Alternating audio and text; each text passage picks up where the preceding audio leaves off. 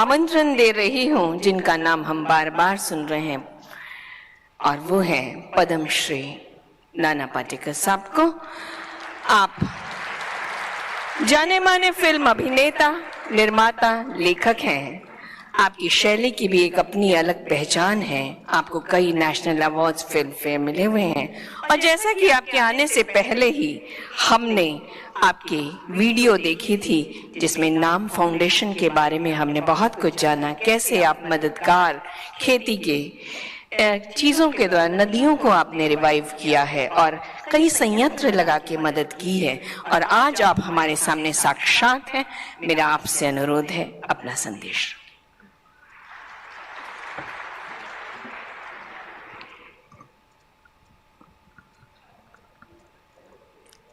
नमस्कार सभी को, आपको भी आभारी हूं आपने आमंत्रित किया हमें।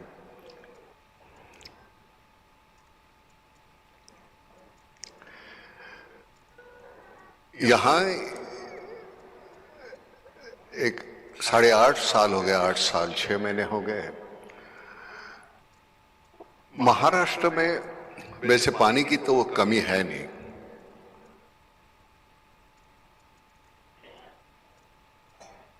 लेकिन दुर्भाग्यवश बात यह है कि प्रकृति ने हमें सब कुछ दिया है और न जाने क्यों हम सब खोते जा रहे हैं। ये हम समझ नहीं पा रहे हैं, हमारे पास सब कुछ होने के बावजूद हम उसका इस्तेमाल सही तरीके से क्यों नहीं कर पाते। तो 8.5 साल पहले नाम फाउंडेशन के माध्यम से हमने वाटर कंजर्वेशन का काम शुरू किया। पूना में खड़कवासला नाम का एक डैम है जिसकी कैपेसिटी 1.7 TMC है, और शेखावत साहब आज तक हमने 6.7 TMC का काम किया है नाम के माध्यम से। ये इसलिए नहीं बता रहा हूं कि कितना बड़ा काम है, पता चले कि एक सामान्य व्यक्ति एक कुछ अगर शुरू करती है तो कितने बड़े क्वांटम का काम हो सकता है।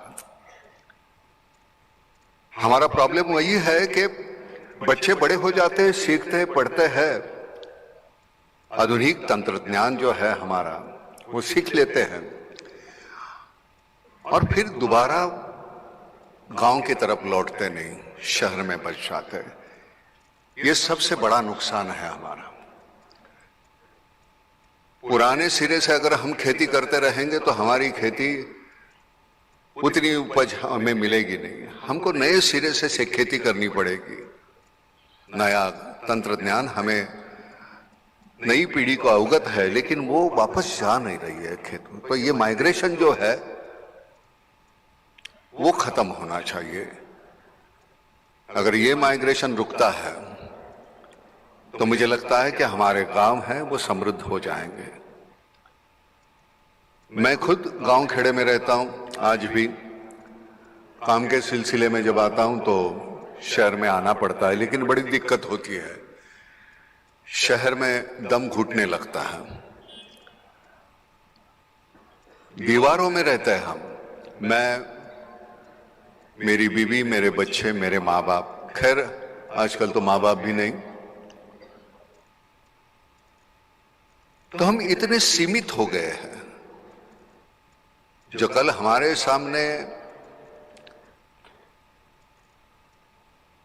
हमारा एक पड़ोस था, अगर घर में, बगल के घर में अगर कुछ पकता था तो एक कटोरी हमारे घर में आ जाती थी, हमारे यहां पकता था तो वहां जाती थी, लेकिन वो सब कहां गायब हो गया।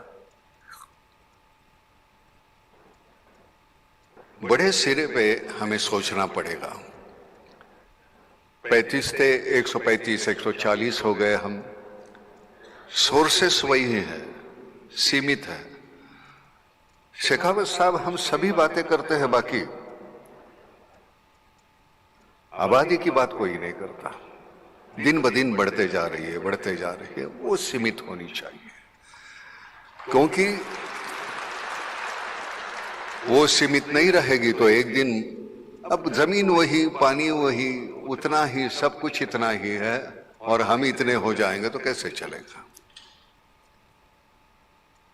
और पानी एक ऐसी चीज है, उसके अलावा कुछ नहीं हो सकता। जमीन जमीन रहेगी, अगर उसके ऊपर पानी डालो फिर वो हरी हो जाएगी। पानी के अलावा कुछ नहीं है, सही मायने में जीवन है पानी। हमारे प्रोफेशन में हम नाटक सिनेमा में काम करते हैं, वहां तो अलग अलग तरह के किरदार निभाते रहते हैं। कोई कभी कभी सराहना करते हैं हमारी, तो पूछते हैं नहीं आपने वो कैसे खूबी से निभाया, ये कैसे खूबी से निभाया, सभी रोल कैसे खूबी से निभाते हैं। मैंने कहा मालूम नहीं हमें। एक कहानी है, धोबी था, उसका गधा गुम हो गया। वो दिन भर ढूंढता रहा, गधा कहीं मिला नहीं। रात हो गई, घर आया। बीवी ने कहा कि दिन भर थके हो, कुछ खा लो। परोसा, एक निवाला तोड़ा, मुंह की तरफ लिया और वैसे ही रख दिया और बाहर गया। बीवी चिल्लाती रही कहां जा रहे हो, और 5 मिनट में गधा लेके आ गया। बीवी ने कहा दिन भर ढूंढते रहे, गधा मिला नहीं, अब कहां से लाया। तो कहते नहीं, बैठा निवाला तोड़ा तो मेरे जहन में एक बात आई कि अगर मैं गधा होता तो कहां जाता। वहां जाके देखा तो वह गधा मिल गया। तो आज तक जो हमारे रोल है वो हमको ऐसे मिल गए। नाम फाउंडेशन वो भी एक ऐसी ही चीज है कि लगा चलो शुरू करते हैं कुछ, और किसी की हंसी के हम मजे हो जाते हैं ना तो बड़ा मजा आता है। इससे बेहतर नहीं है।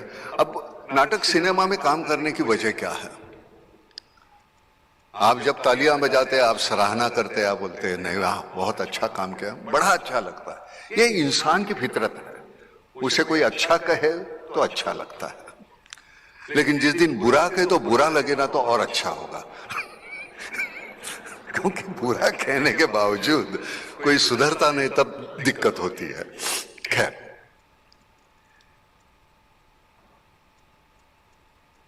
उस दिन हम ऐसे ही, हमारे महाराष्ट्र के मुख्यमंत्री शिंदे साहब और फडणवीस साहब डेप्यूटी, तो उनके ऐसे ही एक इंटरव्यू ले रहा था मैं ऐसे स्टेज पे। गलत मत समझिए,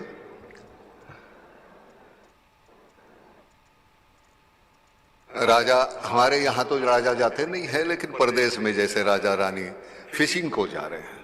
अब फिशिंग को जा रहे हैं तो रास्ते में एक कई मछुआरा गधे पे बैठ के जा रहा है। तो राजा ने पूछा कहां जा रहे हो? फिशिंग को। तो कहते नहीं आज तूफान आने वाला है, बहुत बारिश होगी, आज नहीं जाऊंगा।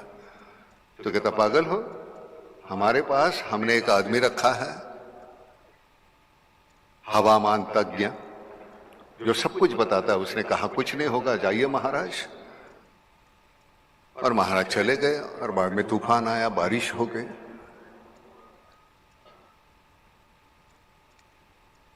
तो महाराज ने वो जो हवामान जो तज्ञ रखा था, काफी पैसे देके उसको बुलाया, प्रधान को कहा इसको निकाल दो धक्के मार के, और जो मछुआरा था जिसने कल कहा कि वो तूफान आने वाला है उसको लेके आओ, उसको अपॉइंट करो इधर इसकी जगह। उसको पकड़ के लाए। तो मछुआरे ने कहा महाराज मुझे कुछ नहीं आता, मैं कुछ नहीं जानता। तो कहे परसों तो तूने कहा तूफान आएगा, बारिश आएगी, और सही निकला। तो कहता नहीं, मेरा गधा जो है वो कान नीचे डाल देता है तो मुझे पता चलता है कि ये तूफान आने वाला है। तो खैर चलो निकालो इसको, गधे को अपॉइंट करो। तो वो जो प्रघात चल रहा है वो अभी तक चालू है। जिस दिन वो प्रघात बदलेगा पानी का प्रॉब्लम मिट जाएगा।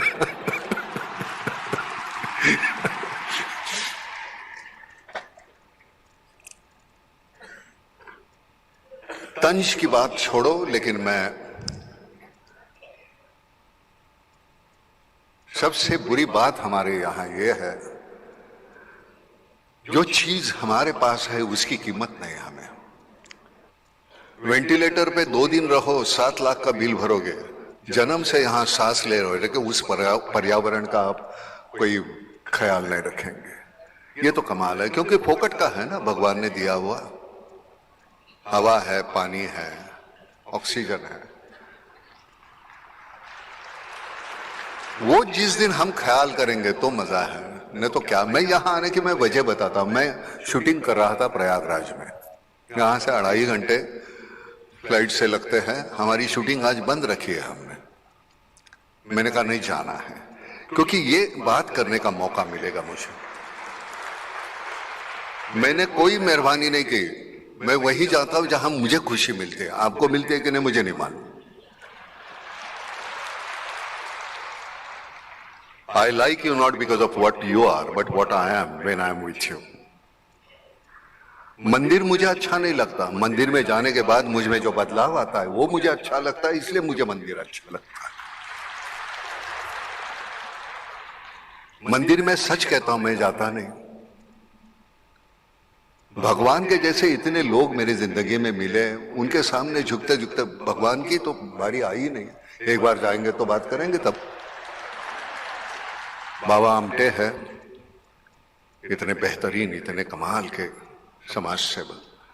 और क्या चाहिए, हमारे इर्द गिर्द इतने ऐसे लोग हैं जिनके छूने से भी हम में इतना बदलाव आ गया। आप जिस तरह का काम कर रहे हैं, इतना बेहतरीन काम है। मैं तो कहता हूं ना, मैं अभी कह रहा था बहन जी को कि मैंने कहा मैं पाखंडी किस्म का आदमी हूं। हम कहीं जाता नहीं, कोई बात कहीं कोई कुछ बात किसका ख्याल ही नहीं किया। बिल्कुल जंगली का जंगली रहा, जैसे था वैसे, गांव खेड़े का वही हूं। और मैं खुश हूं। आज गांव खेड़े में जब रहता हूं तो वहां दीवारें नहीं है।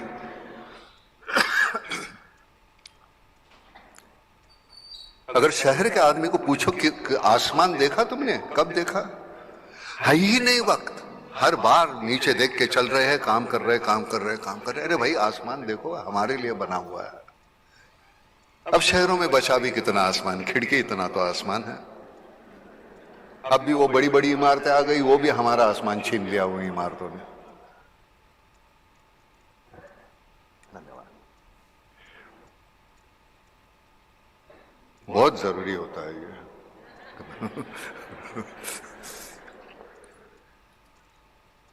तो कहीं यहां मैं मेहमान करके नहीं आया हूं। मुझे लगता है जो काम मैं कर रहा हूं, करने की कोशिश कर रहा हूं, मैं अकेला नहीं। हमारी यहाँ शिप्रा माथुर, जो हमारे राजस्थान से, जयपुर से है, जो हमारी ट्रस्टी है और बहुत बेहतरीन काम करती है। जिस तरह से वो बात करते हैं मुझे नहीं आती करने। हम तो कैसे मुंतशिर जैसे लोग लिखते हैं और बोलते रट के, समझे कि नहीं मनोज? ये जो है ये ओरिजिनल लोग हैं। लेकिन काम जब करते हो ना, तो तुम्हें अगला शब्द कौन सा है, कौन सा पुकारना है, कौन सा बोलना है, उसकी सोच नहीं करनी पड़ती, वो आ जाता है, क्योंकि वो काम बोलता है, आप नहीं बोलते। शेखावत साहब, अगले मालूम नहीं अगले बार आप हमें कब बुलाओगे। मेहमान के तौर पे मत बुलाइए। गांव खेड़े में हमको जाने दो, जहां जहां दिक्कत है वहां का काम करना चाहेंगे हम। वहां पानी कैसे लाया जाए उसके बारे में हम, तो आप यहां से शिप्रा जी, सभी के, युवराज, उतनी मेहरबानी करना, जहां जहां उनसे मिलके बता देना, और जितनी हमारी औकात है हम काम करने की कोशिश करेंगे। और आपके ऑर्गेनाइजेशन को मैं कहता हूं कि मुझे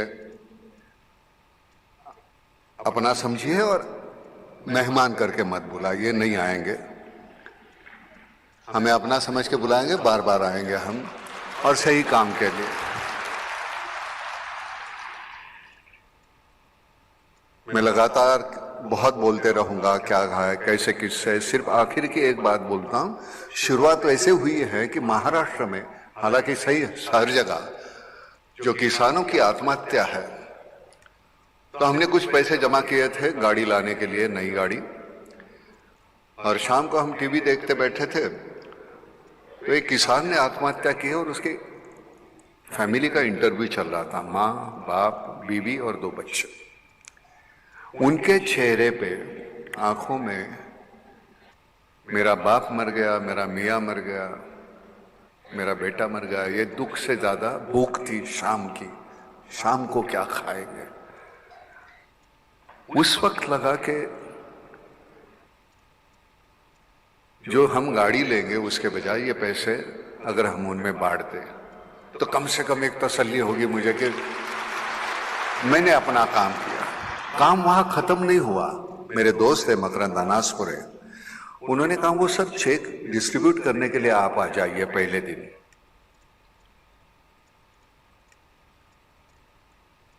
बड़ी नाखुशी से मैं वहां गया। सामने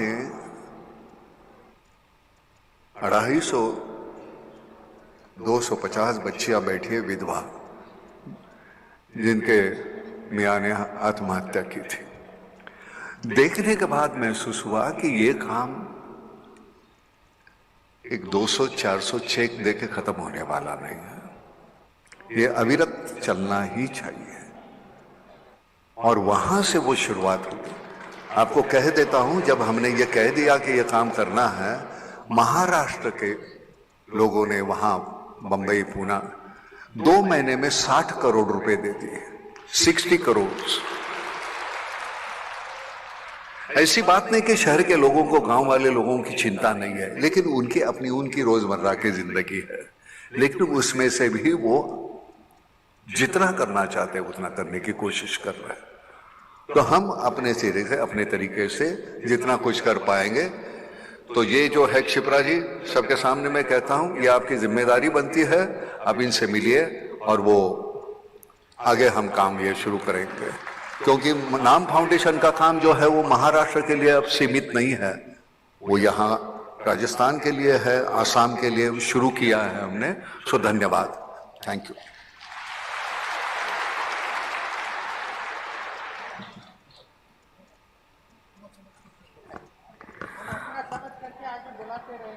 बहुत बहुत शुक्रिया भाई। सब कह रहे हैं आप हमारे अपने हैं, हम अपना समझ के बुलाते रहेंगे।